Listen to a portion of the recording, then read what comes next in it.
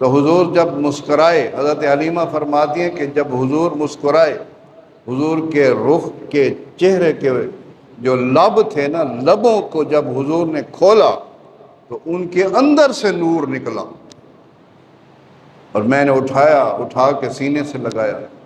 میں نے کہا حضرت عبد المطلب کو کہ مجھے یہ بچہ قبول ہے، میں لے کے جاتی ہوں۔ تو بچہ وہ لے آئیں۔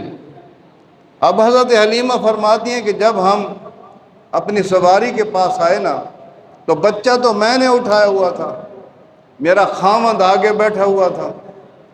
تو جب سواری پہ خاوند آگے بیٹھا تو وہ سواری اٹھنے کا نام نہیں لیتی۔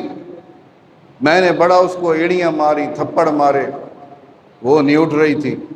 پھر غیب سے آواز آئی کہ اے حلیمہ، جس بچے کی وجہ سے اللہ تیرے گھر میں رحمتیں نازل فرمانے والا ہے، جو بچہ ساری کائنات کا تاجدار ہے، اس بچے کو جو اللہ کا محبوب ہے، اس بچے کو تیرے خاوند نے تو کمر کی ہوئی ہے، پیچھے بٹھایا ہوا ہے، بچے کو آگے بٹھاؤ۔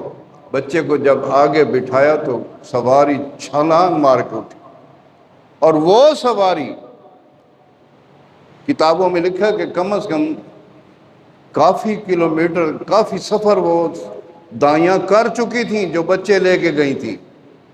تو حضرت حلیمہ کی جب سواری اٹھی، اور اٹھ کر سب سے پہلے حضرت حلیمہ کی سواری نے کعبے کی طرف جھک کے کعبے کو طواف کیا، سجدہ کیا، جھکی، اور یوں لگ رہا تھا کہ وہ سواری بھی حضور کا جو سواری بنی، وہ سواری بھی اللہ کا شکر ادا کر رہی تھی کہ اللہ نے مجھے اپنے محبوب کی سواری بنا۔